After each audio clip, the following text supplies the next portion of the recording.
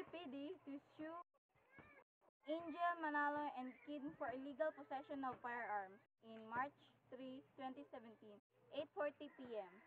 The Quezon City Police District will file complaints of illegal possession of firearms against expelled Iglesia Ni Cristo members Felix Nathaniel Angel Manalo, his wife Jenny, his sister Lolita Loti Jimenez, and 23 others who were rounded during a raid at Manalo residence in Quezon City Thursday morning.